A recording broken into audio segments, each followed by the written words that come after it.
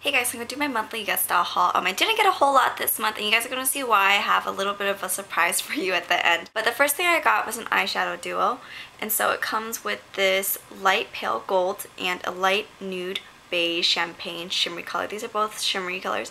And this is from Canmake. If you've watched any of these, you guys know that I actually really like Canmake. I think it's really good. I love the color selection. I feel like a lot of it is very wearable, and that's what I really like about it too. So, you know, quite pigmented, just like in true Canmake fashion. Now, the reason why I got this quad was because every time you look at pictures of like Asian actresses or models, you know, they never have really dark eye makeup on. It's always very natural, just a light wash of color, just something to sparkle up the eyes. And so I thought that this would be perfect for that because, as you can see, it's quite shimmery.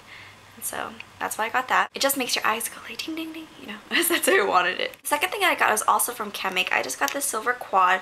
This is in 05. It's called the 4 Shiny Eyes quad.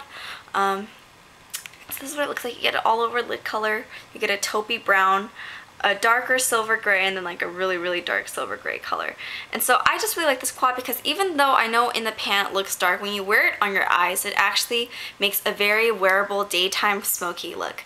You know, I know it doesn't really seem like in the pan this color kind of looks kind of dark, and so does this, but on your eyes it's actually a lot lighter and very, very wearable. And so that's why I decided to get this quad. It actually comes with a sponge tip applicator, but then I lost mine. I don't know where it went, so I don't know. The third thing is probably the most exciting thing for me that I got this time. This is from Etude House. A lot of you guys ask if I've ever tried anything from Etude House. This is the only thing I've tried from Etude House other than 2 lip glosses that I have that are actually discontinued now. So I feel like there's like no real point in showing them. We're going to show them anyways. Just kidding. So I've also tried these 2 glosses from Etude House and I really, really like them. It's too bad that they discontinued now, so. But other than those 2 glosses, I've never really tried anything from Etude House. Actually, one of my subscribers recommended this to me because she knows that I have very oily eyelids. And this is actually their Strong Eyes Cream Liner. And I would say the texture is something in between Max Fluid Line and Makeup Forever's. You know, Makeup Forever's tends to be really dry and kind of cakey almost. And then Fluid Line tends to be really, really gel-like, really watery. And the texture is somewhere in between there, but I really like this because the staying power is a lot like Makeup Forever's, maybe a little better even than Makeup Forever's. I've been using this a lot on my lower lash line and my upper waterline just because it stays really well pretty much all day, which is really impressive because it's really hard to get things that'll stay on your waterline. So this is one swatch of it. So as you can see, it's really pretty darkly pigmented considering this is the not as black one. I got the 02 Secret Black. I think the #1 Strong Black color is actually a lot darker than this one, but at the time when I got this from Yesstyle, they only had the 02 Secret Black, and so that's just the one that I got. It also comes with a little brush that has a cap. I don't really know if I would use the brush though, just because when I did use the brush with the product, I find that the brush actually makes it kind of skip because it's a little bit softer. Like I said, this is a little bit more dense than Max Fluid Line, so I do prefer a little bit of a stiffer brush. And when I used a stiffer brush, I didn't have any problem with skipping. But when I used the brush that it came with, it just didn't apply the product as evenly or as darkly. And so I preferred using just a darker brush, not the brush that I came with. But you can also attach that brush to the lid if you want, because it has like little holes for you to attach it. I don't know why you would do that, but in case you wanted to, you could. Yeah, so I really, really like this. Like I said, I've been loving this for the waterline. What I do is I put one really thin line of it down, and then I let it dry for about 3 to 5 minutes, letting it completely dry. And then I put on another layer, and it really stays on like all day. I'm really impressed. Like I said, it stays a little bit better than Makeup Forever's cream liner. I still prefer using liquid for my upper lash line, but that's just me. I mean, but I like using cream on the bottom just because I just don't like the look of liquid liner on the bottom. It just looks too harsh.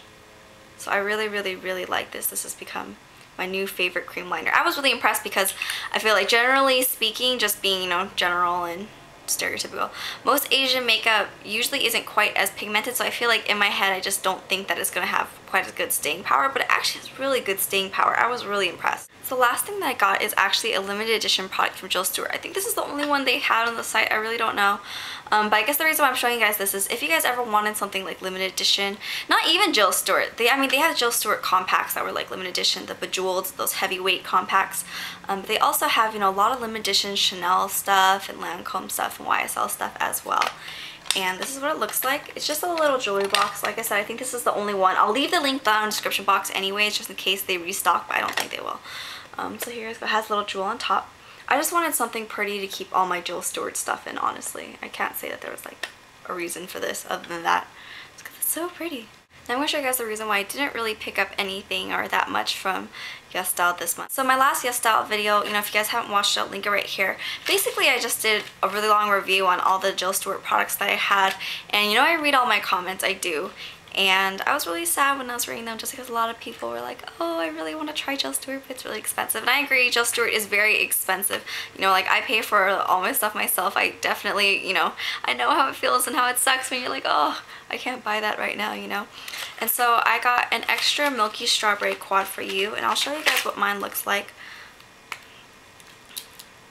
This is what mine looks like. You know, it has 4 colors. I asked people on Twitter if they wanted a quad or an eyeshadow quad. They said blush quad. I say blush quad too because it comes with this spiffy little brush in case you didn't see it in my last video.